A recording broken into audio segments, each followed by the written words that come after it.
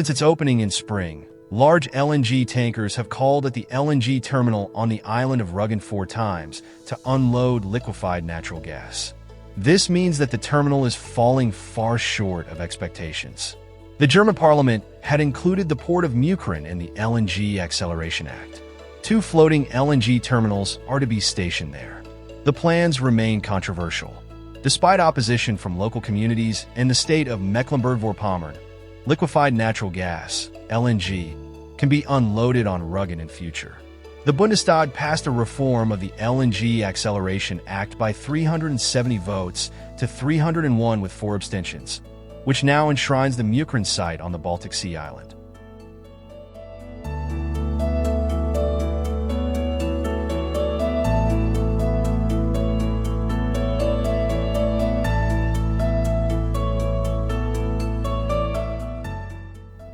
The name Sassnitz probably goes back to a Slavic word meaning pine tree. The area around Sassnitz has been an old settlement since the Neolithic and Bronze Age. Numerous large stone and burial mounds prove this. The castle ramparts on the Hengst Hill north of the town and the Budenhagen Schlossberg Hill, like many other archaeological finds, point to settlement in the Slavic period. The ruins of Dweziden Castle are located near Sassnitz on the island of Rügen in the immediate vicinity of the Baltic Sea. It was built between 1873 and 1877 on behalf of Adolf von Hansmann, owner of the Diskontogesellschaft in Berlin and one of the richest men of the Bismarck era. The architect of the imposing manor house was Friedrich Hitzig, a student of Friedrich Schinkel. The architecture was based on the spa architecture that characterizes the Baltic coast of western Pomerania. Due to the demolition in 1948, only ruins and the stables, which burned down in 1997, remain of the magnificent building. The remains of the ensemble are located on a hill above the Baltic Sea, immediately to the southwest of the town harbor of Sassnitz.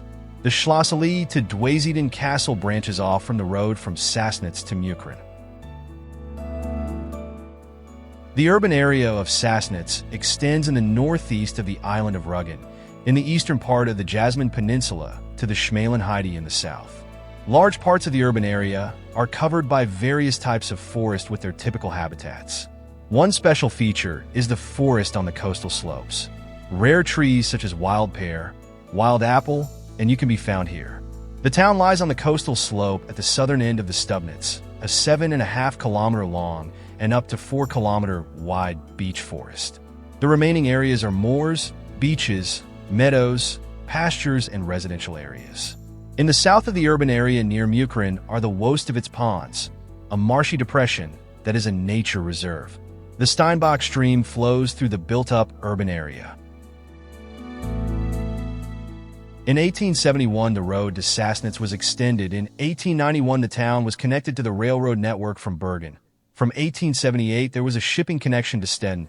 From 1887 to 1896, Adolf von Hansmann modernized the town at his own expense. Among other things, he had the fishing port built. With the expansion of the harbor in 1889, Sassnitz maintained sea connections to Ron, Bornholm, Trelleborg, and Memel. The new Sassnitz-Trelleborg mail steamer line was opened in 1897 with the side-wheel steamer Freya. The new connections allowed the town to grow rapidly. The chalk industry was expanded, fish and fish products dominated working life, and tourism grew, although other places with beaches developed better.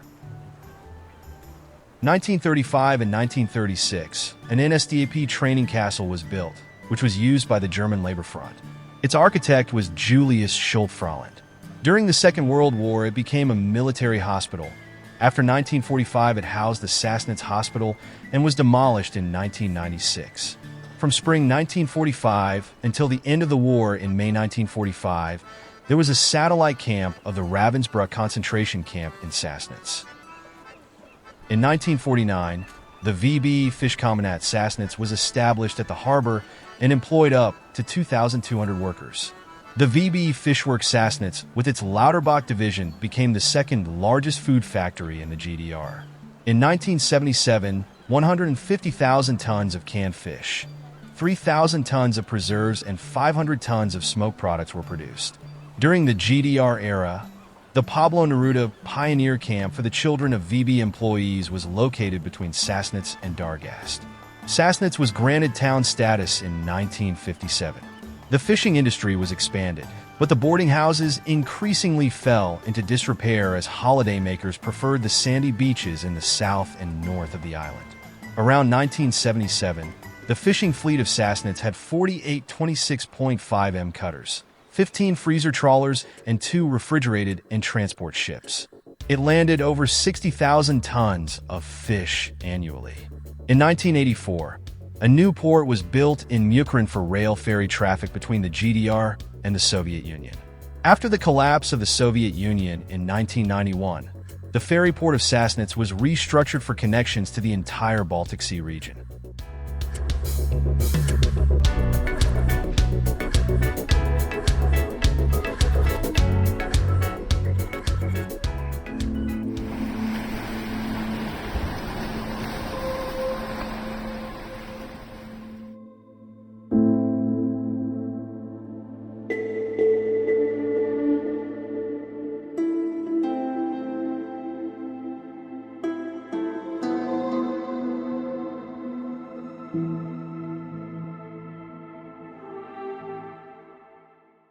In August 2020, Ted Cruz, Tom Cotton, and Ron Johnson, 3 members of the U.S. Senate, called on Frank Kraft, the mayor of Sassnitz, to end the support of the public port company of Sassnitz for the Nord Stream 2 project and threatened that the U.S. would otherwise impose legal and economic sanctions against him and 2 other parties involved.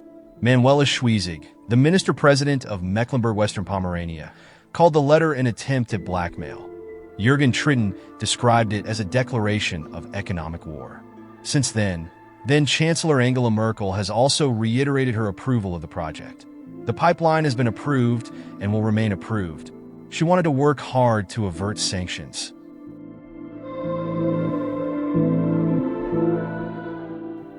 The chalk cliffs on the island of Rügen are subject to constant erosion. Every storm causes large chunks to break off the rocks, occasionally taking trees and shrubs with them into the sea. Fossils are also dislodged in the process. Fossilized remains of sea urchins, sponges, and oysters can be discovered here. The erosion of the coast has increased since large boulders were removed from the coast in the 19th and 20th centuries to be used for harbor development. The erratic blocks acted as natural breakwaters in front of the chalk cliffs. Since their removal, the waters of the Baltic Sea have penetrated the cliffs with unbroken force.